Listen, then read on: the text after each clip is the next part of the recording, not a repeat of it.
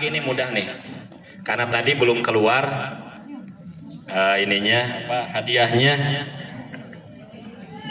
Mau 50.000 atau mau 5.000? Oke, boleh. Tapi jawabannya harus bagus ya. Nih, ada satu orang yang diceritakan oleh Rasul. Dia bukan sahabat. Dia hanya seorang tabi'in mungkin masuknya. Tapi Rasul mengatakan orang tersebut tidak terkenal di dunia, tetapi terkenal di langit. Tidak terkenal di bumi, maaf ya, dikoreksi. Tidak terkenal di bumi, tapi terkenal di langit. Siapa yang tahu? Siapa dia? Yang tahu maju ke depan. Ini ada sedikit untuk takjil. Ayo. Kalau mau yang lebih mudah boleh, tapi hadiahnya 5.000. 50. Ayo. Ya, ini sering kita dengar namanya. Dan dia termasuk orang yang sangat baik terhadap ibunya. Ayo, silakan. Sini. Ayo ke sini, ke depan. Ada yang berani sini. Ayo cepat. Ya kadinya mikna ngajuit. Oh ulah ibu bobo mah. Cek. Alit teuing. Ini neng. Namanya Widi, kelas 8A. Asal dari SD Bunter ya? Orang Cilacap Cikoneng. Oh iya. Kak Ajar muridnya Kak Asuh. Jawabannya Kuais Al-Qarni. Kuais Al-Qarni. Kuais Al-Qarni, betul. Betul salah. Sedikit kurang tepat ya, tapi nggak apa-apa. Bapak kasih. Yang paling tepat adalah Uwais ya, bukan Kuais. Uwais Al-Qarni. Dia pernah datang ke Mekah dengan menggendong ibunya berjalan kaki untuk melaksanakan haji, dan dia ingin menuntaskan, ingin membalas kebaikan ibunya yang telah melahirkannya. Tapi bagaimana kata Rasul? Walaupun seseorang melakukan apapun yang sangat besar, termasuk menggendong ibunya, melaksanakan ibadah haji, itu tidak bisa mengembalikan satu tetes pun air susu yang diberikan oleh ibunya. Tapi Uwais Al-Qarni, dia melakukan itu. Bahkan saking inginnya, dia banyak berlatih jalan kaki dengan membawa beban. Bahkan orang-orang mencemooh, wah orang gila ini. Tapi dia sudah punya tekad ingin membawa ibunya yang sudah tua untuk melaksanakan haji yang jauh dari Yaman ke Mekah ke Madinah. Dia akhirnya berhasil. Sesampainya di Mekah, dia ingin bertemu dengan Rasul, tapi kebetulan Rasul tidak ada. Dia menunggu, tapi karena belum datang juga, ibunya akhirnya kesal mulia-mulianya. Masalah orang balik ya Uwais, orang balik ka imah, nges kesal mungkin. Uwais lebih mementingkan ibunya daripada bertemu dengan Rasul. Dia pulang lagi. Di sanalah Nabi Muhammad mengatakan, ada seseorang yang tidak terkenal di bumi, tapi terkenal nanti di akhirat. Ketika nanti kalian datang ke tempat tersebut, carilah Uwais Al-Qarni. Sayyidina Umar dikisahkan setelah Rasulullah wafat, beliau pergi ke daerah adanya Uwais Al-Qarni, kalau nggak salah daerah Yaman. Dia bertanya-tanya kepada setiap orang yang ada. Naroskeun, apal teh ka Uwais teu apal, apal teh ka Uwais teu arapal. Terus satu ketika dia bertanya, ada, oh meureun cenah Uwais anu sok aya di gunung. Dia hanya seorang penggembala. Sayyidina Umar datang ke sana dan ternyata memang betul. Seorang yang sederhana tinggal di sebuah tempat yang tidak layak dikatakan rumah, tidak layak dikatakan sebuah saung, hanya gubuk reot. Dia memakai baju yang sangat sederhana, dia menggembalakan kambing-kambing, dia tidak melakukan hal-hal yang luar biasa, dia biasa-biasa saja, ibadah biasa. Mata kurang kade ulah jajagoanan ibadah yang luar biasa. Maaf nih ya, kalian kalau sholat setiap waktu atau sewaktu-waktu? Setiap waktu atau sewaktu-waktu? Setiap waktu, jangan capek. Sewaktu-waktu saja. Maksudnya duhur satu waktu sholat udah. Ulah hayo we gitu nya. Ulah hayo we sholat lohor, hayo we sholat lohor di jam 12 tapi ke jam 3 contohnya, hayo we ulah sakali we. Lohor sakali, asar satu kali, maghrib gitu ya. Jadi jangan setiap waktu tapi sewaktu-waktu saja, artinya setiap datang waktu sholat kita melaksanakan satu kali sholat. Ini Uwais dikatakan tidak ada amalan yang luar biasa, dia biasa-biasa saja. Tapi apa yang menyebabkan beliau dikatakan oleh Rasul orang yang tidak terkenal di bumi tapi terkenal di di langit? Karena kebaikannya kepada ibu. Makanya maaf nih ya, mungkin di sini ada yang sudah tidak punya ibu, mungkin ada yang sudah tidak punya bapak, mungkin ada yang sudah tidak punya ayah ibu bahkan. Dan Bapak yakin kebanyakannya kita masih memiliki orang tua yang lengkap, ayah dan ibu. Ingat, jangan pernah sakiti hati seorang ibu. 3 doa yang akan lebih dijabah oleh Allah. 1, doanya ibu kepada anak. 2, doanya orang yang berpuasa. Ayeuna ya. Berpuasanya orang. 3, orang musafir yang sedang dalam perjalanan. Itu lebih dekat dijabahnya doa oleh Allah Subhanahu wa taala.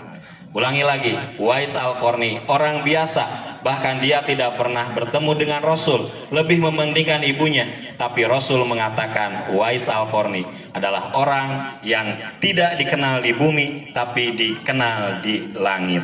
Maka diceritakan ketika Uwais Al-Qarni meninggal, orang-orang di sana pada bingung. Karena apa? Banyak orang yang datang melayat, melaksanakan kewajiban sebagai orang yang hidup kepada yang mati dengan jumlah yang sangat besar dan tidak dikenal dari mana datangnya.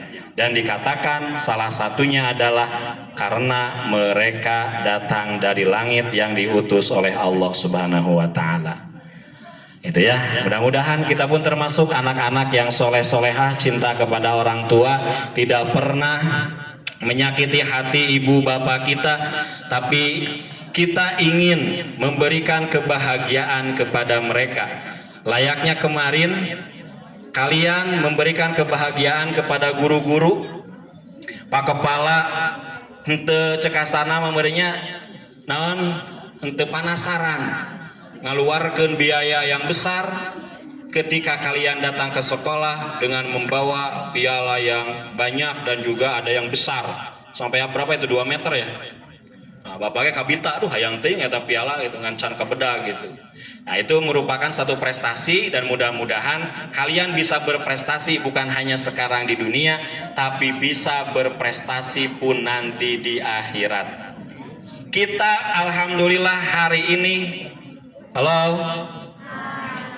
kita alhamdulillah hari ini ketika mendengar iqomah dari masjid bunyinya masih apa? Qad qamatis shalah. Betul? Ada yang sudah berubah iqomahnya di masjid, mungkin di lingkungannya sudah berubah qad qamatis shalahnya, masih tetap? Karena kita masih di dunia. Tapi coba kalau ternyata nanti suatu saat nanti kita akan mendengar bacaan iqomah itu berubah dari qad qamatis shalah menjadi qad qamatil qiyamah. Apa artinya? Kita sudah berada di liang lahat. Jenazah yang meninggal dimasukkan, dimiringkan, dimasukkan karena sedong gitu gininya. Kalau kalian lihat itu sunnah, kalian mengantar mayat ke kuburan melihat proses agar apa? Agar menjadi ibroh bagi kita, menjadi peringatan bagi kita bahwa satu saat nanti, entah besok, lusa, atau 1 minggu, 1 bulan, 1 tahun yang akan datang, kita pun akan mengalami hal tersebut. Kita tidak bisa berbuat apa-apa, ya. Kita tidak bisa berkata apa-apa, tapi kita akan dilakukan pemulasaraan oleh orang yang hidup, yang akhirnya akan dimasukkan ke liang lahat. Ketika di sana, maka lafaz iqomahnya sudah berubah dari asalnya qad qomatis shalah menjadi qad qomatil qiyamah. Nah, itu ya.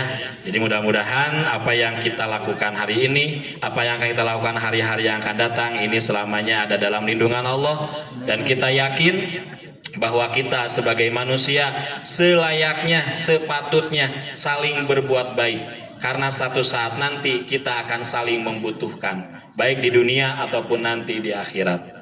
Di akhirat sudah pasti, bahkan mungkin nanti ada ketika Allah yang akan menghakimi, Allah yang akan mengadili setiap manusia.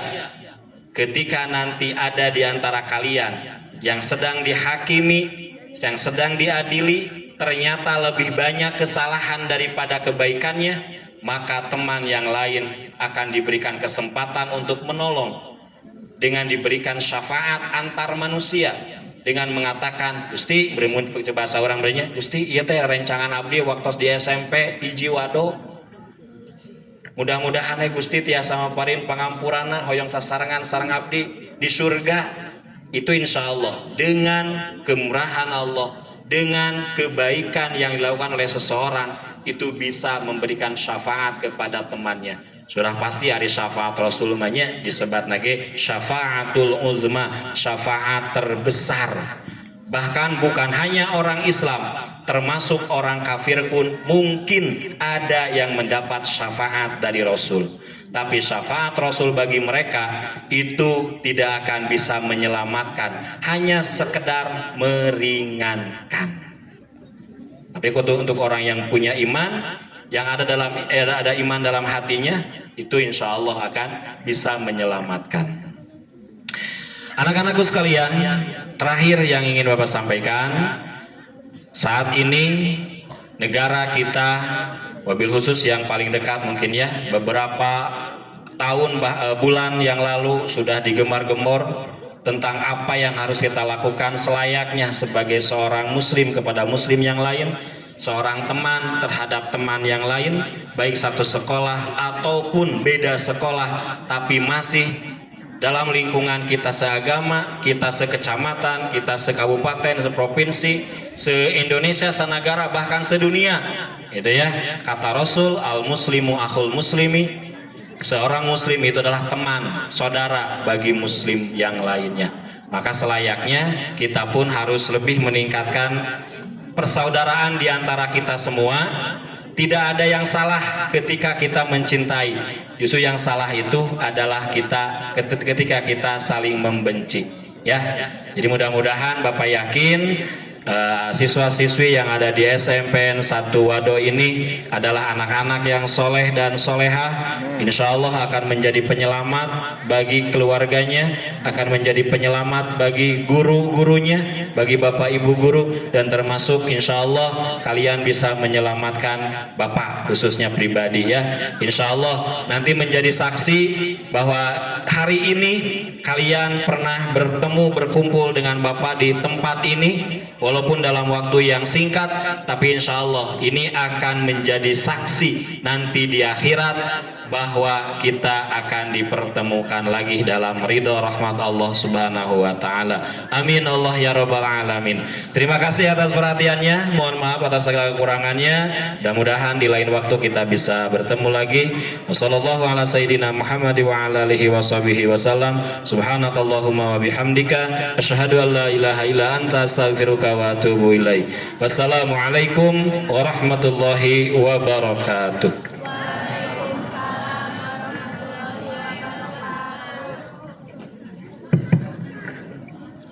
Alhamdulillah. Mohon kasih plus untuk Bapak Ustadz.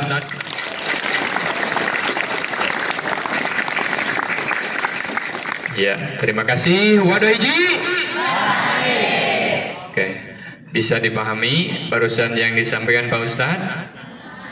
Ada yang mau ditanyakan? Fahim tuh? Terima kasih.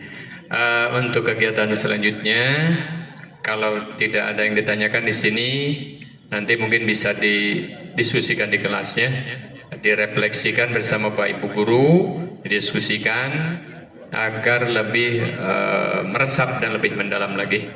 Untuk itu dipersilakan untuk menuju kelasnya masing-masing, dan untuk pengurus OSIS mohon beres-beres dulu alat-alat. Silakan bubar jalan.